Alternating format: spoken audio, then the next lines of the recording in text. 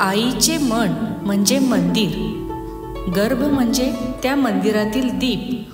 स्वागत आहे आई वर्षच्या या पवित्र गीता गर्भसंस्कार यात्रेत. नमस्कार मंडळी. आई होणं ही एक अद्भुत यात्रा आहे. या काळात मनात अनेक विचार येतात, काळजी असते, उत्सुकता असते, भीतीसुद्धा असते.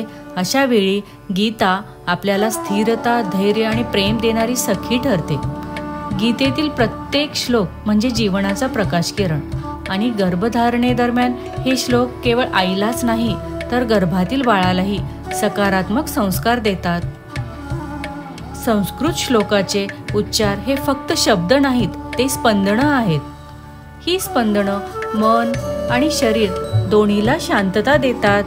आई जेव्हा श्लोक पठण करते तेव्हा तिच्या श्वासोश्वासात, हृदयात आणि भावनांमध्ये एक सुंदर लय निर्माण होते.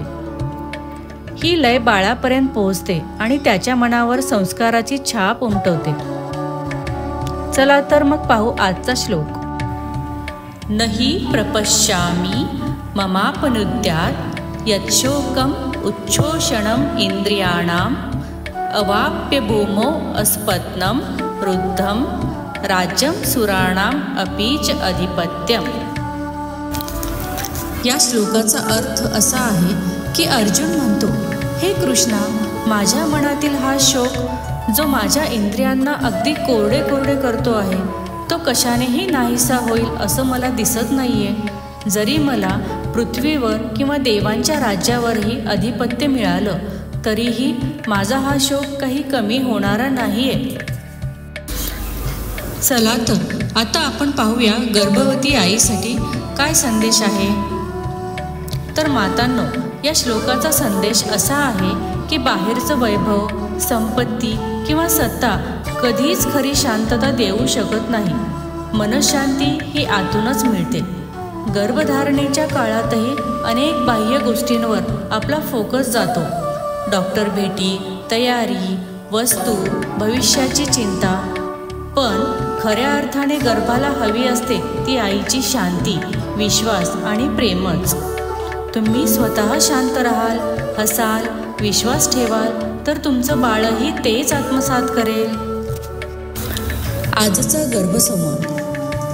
तर आईंनो, डोळे मिटा, आपल्या पोटावरती हात ठेवा आणि 3 वेळा मोठा श्वास घ्या आणि असं म्हणा की, प्रिय बाळा, मी तुला सांगते, बाहेरची सुख, वस्तू, पद यावर आनंद अवलंबून नसतो रे.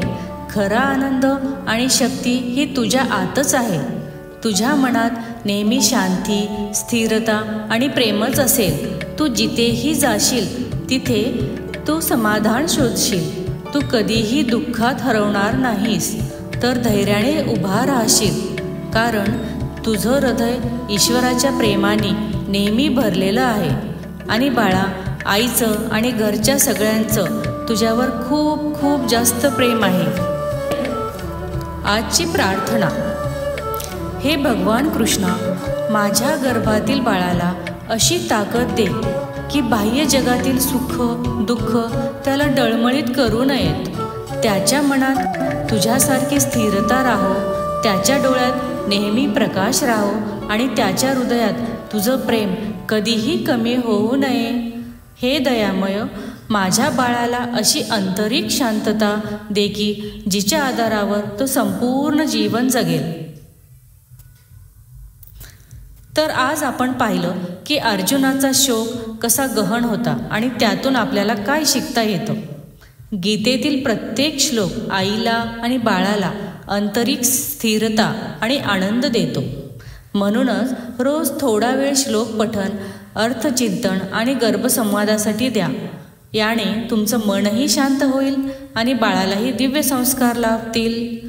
Happy pregnancy.